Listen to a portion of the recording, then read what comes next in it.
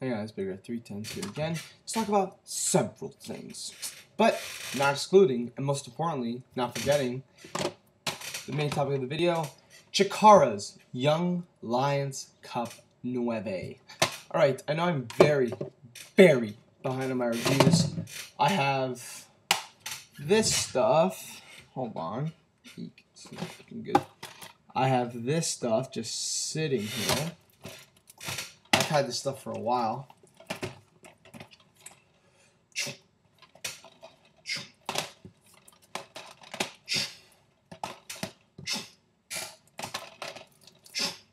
I understand. I'm very behind. And I also have Hard Justice, or Hardcore Justice 2011, Evolve 9, and some other stuff. The CCW show New Heights, the CCW show Tangled Web. I'm behind. I understand that. So why would I go out of my way to watch Chikara? Well, it's because Chikara is worth going out of your way for. It is because this is my favorite promotion in wrestling right now. Especially now that Ring of Honor, it's, like I said, I've had those 2 DVDs for a while, and like you guys saw my last video. But definitely Chikara has definitely kept me the most interested. And this show was a very special show as well, because for you see, Chikara had Young Lions Cup weekend planned. They had 2 nights, this night and Sunday. But this was the same weekend as Hurricane Irene. So, unfortunately, because of that, they had this night, and they were going to have night 2. But on night 2, because of Hurricane Irene, they couldn't hold the show. So they had to hold basically a super show on night 1. And they had to cut a few matches. They cut 3 matches specifically. One of them was kind of important. One was very important, one was kind of important, and the other one, we could do it without it. Although in hindsight, maybe not, and I'll explain why. The matches they cut were the Countdown Showdown, which is the Royal Rumble that Chikara does. They did it last year. Fairly significant. They cut a 12 large tournament match between Ultramantis Black and Jigsaw, but I think that was cut because Jigsaw couldn't make the show due to Hurricane Irene, because Ultramantis Black fought Pinky Sanchez the second night, which was just a kind of random match. And the other match that was cut was Eddie Kingston, Mike Quackenbush, and Fire Ant versus Claudio, Vin Gerard, and Icarus, I think. But anyways, that 6-man wasn't really that important. But when you think that Claudio might not be coming back to Chikara, maybe it was kind of important that Claudio and Eddie have a little interaction with each other. But that being said, this show was very good. It's very long. Well, it's not that long. It's like 3 hours and 30 minutes, but that's pretty long for a Chikara show. For those of you who do not know, some Chikara shows only go 2 hours. So this was kind of long. There's 13 matches. I know I crapped on CCW for putting on a show with 12 matches, and that show was really hard to sit through. This was not, because Chikara formatted the show better, and also because the matches didn't get that much time, which, you know, in hindsight, is probably a good thing. And you kind of felt bad for them because of Hurricane Irene. They still had the whole Young Lions Cup tournament, and they still had all the 12 large matches that they could. So they definitely did their best. I'll give them that. And but this show was kind of lacking stuff. The main event especially, I thought was very disappointing. I was not too enthralled with that main event. I don't know why it was booked like that. Like, it really made the show just kind of feel like that's it. And that's what I felt of the show. I'm like, this show is just kind of all right. But it really wasn't. I mean, there was good stuff on this show. It's just that I expected the main event to go a little better than it did. So let's start with the Young Lions Cup Eliminators. There were 4 of them. The first one with Green Ant, Kobald, Robbie Eagles, and Will the Wisp 2. I will say this, usually this show isn't that popular. Usually the show is 3 nights, and usually the first night is shitty, and the second night's pretty good, and the third night's great. That's how it usually goes. And usually the first night sucks, because a lot of these outside talent that Chikara brings in usually aren't very good. This year, however, the no-names they brought in were very good, I thought. I'll mention specifically those that impressed me. In this match, Robbie Eagles looked quite impressive. Will the Wisp 2 I saw from the Chikara show in North Carolina, and he did a good job. So I knew that, I kind of figured this match wouldn't be that bad, and it wasn't. It was quite entertaining. It was just really short. But my problem with this match was, I mean, I don't want to be full spoilers, but you see all the matches in the description box. Going into this match, you pretty much knew Green Ant was winning. I mean, no one else out of this match could have won. Kobald, maybe, but very low. I mean, on the front cover, if you look at it, it shows Green Ant, Kobald, Archibald, Peck, and Jakob Hammermeier. Kobald wasn't really, like, the favorite for this match. I mean, he wasn't really a favorite in this tournament. He really wasn't. Obariyon was much more of a favorite. So this match was fun. You know, it was nice. I liked this formatting of it for Eliminators. It was good stuff. Then the next one with Jakob, Hammermeier, Obariyon, Chase Owens, and Gregory Iron. See, in this one, you had 3 guys, Jakob, Greg Iron, and Obariyon, who could have been considered possibilities to win the tournament. So what I would have done was, in the opener, I would have had Green Ant, Robbie, Eagles, Will the Wisp, and Obariyon. And then in this match, I would have replaced Obariyon with Kobald. That way, in the first match, it's not so blatantly obvious that Green Ant is winning. This match went along really well. Chase Owens was very impressive. He was one of my favorite guys that really showed something on this show. He did a really good job. And, yeah, all 4 guys worked really well. They told a great story at the end. I love Jakob Hammermeier's announcing, but, man, did I hate him at the end of this match. That kayfabe hate that I had for the BDK resurged at the end of this match with the way he won. I won't spoil it, but when he won, I was just like, God damn you, BDK. I was holding something in my hands. I forget what it was. Maybe it was a clip holder or something, or a paper clip. But I remember I was watching this match, and I was like, no, no, no. And then he won, and I was like, damn it! And I threw it on my desk like that. But that match was also fun. Next, we get the match of the night. Matt Jackson versus Johnny Gargano. This was really, really good. I really enjoyed this. Huge Johnny Gargano fan, as you all know. He's my 3rd or 4th favorite wrestler right now. And this showed why he is in that spot. He had a really, really good showing with Matt Jackson. The Young Bucks are my MVPs for the night, because not only did they both wrestle 2 matches, but both their matches were the best match and arguably the 2nd best match on the show. So, and Matt did a really good job here with Johnny. It was just really, really a lot of good stuff. I really enjoyed this. And a lot of fast-paced action, a lot of great near falls towards the end. Possibly the best singles Young Bucks match I've ever seen, although I haven't did that many. 3.5 stars. Next, we get to the best. Actually, this was the 2nd best match of the night. The best Young Lions Cup first round match. This match was so much fun. Archibald Peck versus Matt Fitchett versus Mckinnan versus Milo Shizo. Milo Shizo was trained by Delirious, and he comes out looking exactly like Delirious, except not green. He kind of wears like purple and orange, but it's the same gimmick. Kind of crazy, mask. Matt Fitchett is this dude from Illinois, and Mckinnan is this dude from England. Anyways, this was so much fun. For an indie match, an indie showcase match, I didn't expect a lot, but a lot of these guys really impressed me. Great high-flying offense, lots of cool dives, lots of great maneuvers, lots of great reversals, lots of good comedy with Archibald Peck. It was just everything I could have possibly wanted. You could argue that this was the best Young Lions Cup first-round match in history. I thought it was that good, and really, Adam Cole and Kyle O'Reilly from last year. But still, this was pretty damn fun. 3.25 stars. Thoroughly enjoyed this. Next, we get the worst Young Lions Cup eliminator. Nick Jackson versus Sean South versus Tadasuke versus Mark Andrews. We'll talk about Tadasuke later. This match was basically a showcase match for Tadasuke. It was very short. I think it was only 6 minutes. What bothered me was Sean South was talked about heavily, both on the Chikara message board and on the Chikara blogs. Only a few guys got blogs. Sean South, Robbie Eagles, and Chase Owens. And Sean South also even did an interview before this match. And his face is on the DVD for this for the first part of the show. Look, that's Sean South right there. That's Robbie Eagles. I don't know why he's there, but I really thought that Sean South. I mean, they talked about how he worked with Wade Barrett and Sheamus. Well, I don't know Wade Barrett, but for sure Sheamus. I think Drew McIntyre. They talked about how he's this well-known wrestler and this badass. And then in this match, he's just like eliminated like a nobody. Now, granted, I understand because Tadasuke did go to the finals, so I can understand, and he wasn't gonna pin Nick Jackson. But I still thought they should have showcased him more. Maybe they could have switched him in the first night with Robbie Eagles. I thought that would have worked better. But I also really enjoyed this match. It was just really short. It was only 6 minutes. It was basically, like I said, a showcase for Tadasuke, as we will see more of him. He beat Nick Jackson to advance, which surprised me, but in a good way. Sara Del Rey, Hallowicked, kind of disappointing, but still a fun, good 12-hour summon match. All the 12-hour summon matches are really good. This was very enjoyable. And yeah, Sara Del Rey really, really did showcase why she is one of the best in the world. And I wouldn't be surprised if she wins this tournament. Right now, I believe, if you go on Chikara's message board, which is chikara101.proboards.com, I believe Sara Del Rey, because it's like a 4-way tie between Sara Del Rey, Hallowicked, Icarus, and Mike Quackenbush. And so, yeah, we'll see what happens from there. Good stuff, 3 stars. Next, we got Vin Gerard versus Brian Ant. A really good 12-hour summon match. Vin Gerard looked really fat in this match, like really fat. Like, I saw him and I was like, dude, man, you got to hit the gym.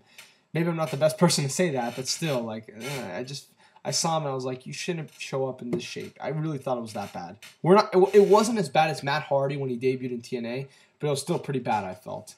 And but hey, what can I say? He still had a very fun match with Fire Ant. The best Vin Gerard match from this tournament, even though he's only had 2. The best Vin Gerard match I've seen in a long time.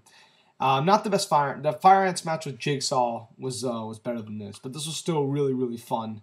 I really enjoyed this, the 4-way or the Young Bucks match later in the night. Actually, not. Nah, this is the 4-way. Either one of the two you pick. That was probably the second best match of the night. Flip a coin. Young Lions Cup semifinals. Green Ant, Jakob Hammermeier. This was a squash. Jakob Hammermeier was just Tersus and Jakob Hammermeier were just pounding on him. Green Ant got to come back and just pin Jakob Hammermeier immediately. This was only like 4 minutes or 5 minutes, but it was fun for what it was. It was a good angle, and after the match, Tersus beat the shit out of Green Ant because these two guys have been feuding. They fought at Chikara Source Rex. Tersus beat the shit out of him so bad that he could barely walk, which built on later in the night. And then we got Archibald Peck versus Tadasuke. This was fun, good stuff. It was also short, but it had a lot of good near falls, and the finish really, really surprised me. Now, I could not believe that Tadasuke beat Archibald Peck and went to the finals. Like, I was in shock. Emerald Flosion 62 and me talked about this a while ago. He told me that he likes it when the international guys go far in these Chikara tournaments because it adds more prestige to the tournament and it gives more credibility to the international guys. And I agree with him. And I just didn't think Chikara would actually. I thought for sure we were gonna have a Green and Archibald Peck finals.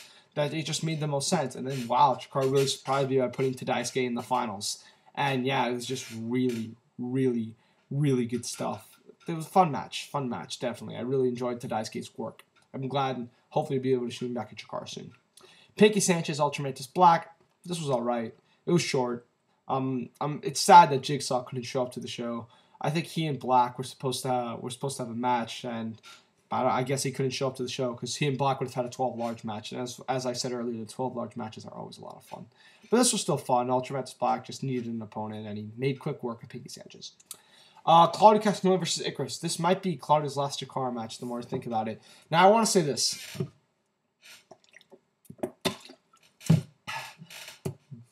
Claudio, for this weekend, was booked to fight Icarus on night 1.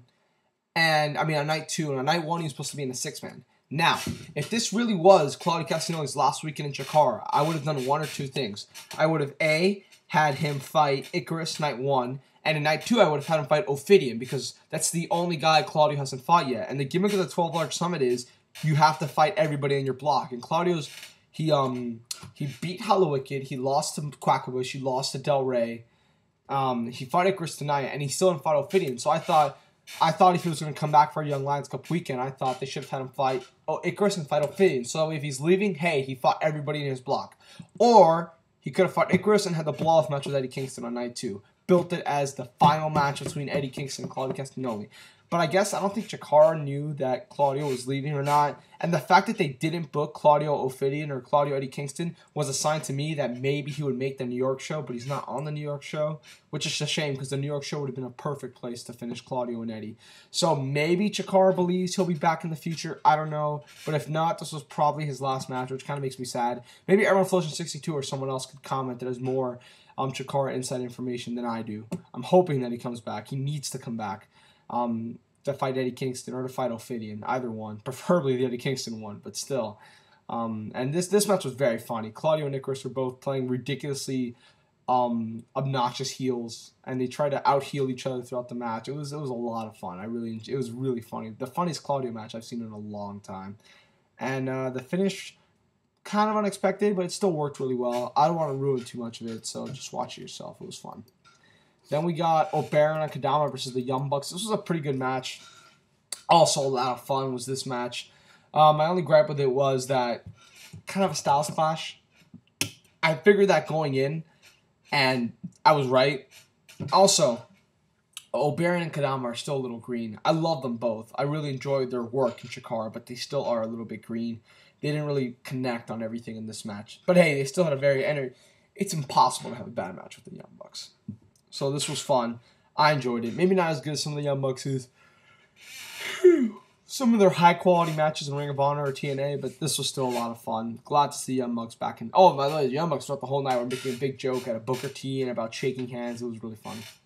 Next, we get to the finals. Green Ant versus Tadasuke. I was very upset with the booking of this match. Basically, Green Ant comes out injured, and he and Tadasuke wrestle a very, very short match, and then the show just kind of ends. There's no real, like... Alright, I'm gonna I'm going to spoil this right now. Spoiler alert. Spoiler alert. Turn off this video. I will make sure to specifically talk about topics in the video at 18 minutes flat. Actually, no, 17. 17 minutes flat. At 17 minutes flat, go over there to see the rest of the video because I'm going to spoil this shit right now. All right. Tadasuke beat Green Ant, which shocked the fuck out of me. Like, I could not believe it. I was just like, what?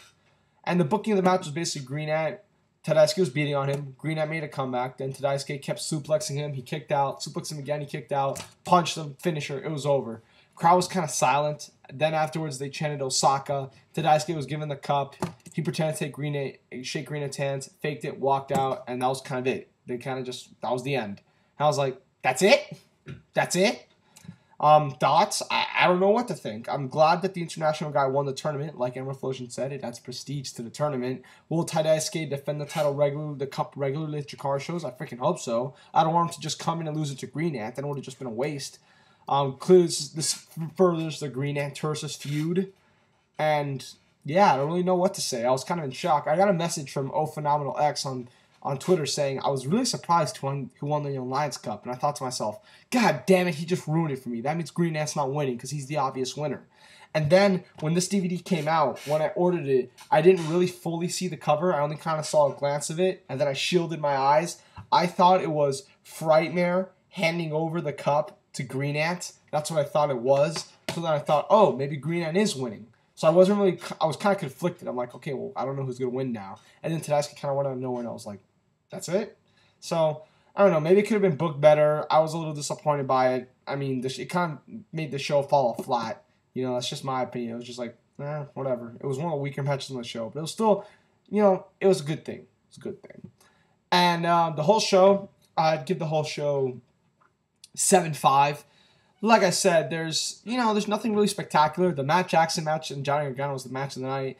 But in reality, when I counted, there were 1, 2, 3, 4, 5, 6, 7 3-star matches. 7.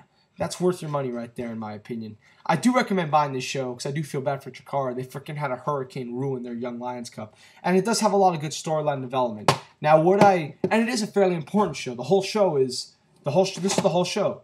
Young Lions Cup, 12 Large Summit, the Young Bucks. That's the whole show. It's a very important show for Chikara for this year. But I can't just recommend it on that alone because there have been some Ring of Honor shows, some older ones, that focus more on storyline development, but those shows are kind of hard to sit through. So I would feel like a hypocrite recommending this but not recommending those. The wrestling is good, but it's not something I feel that it's absolutely necessary. I do think you should buy it to support Chikara. I do feel bad for them, but also to pick up the Young Lions Cup. Young Lions Cup is a big show for them. Just pick it up, watch it, check out some of the new guys. That's what I enjoy most about the Young Lions Cup tournament every year. Last year's tournament, I saw guys like Christian Haim, like Mike Seidel, Keita Yano, yeah, but I haven't seen any of him yet afterwards. Obariyon I first saw in that tournament. I really like seeing firsthand a lot of these new guys and really enjoying their work. So, definitely, yeah, I would definitely recommend getting the show. 7.5. It's very good. You know, there's some really good wrestling on it. There's a lot of good matches. And I think it's worth it. Fun show. Young Lions Cup 9.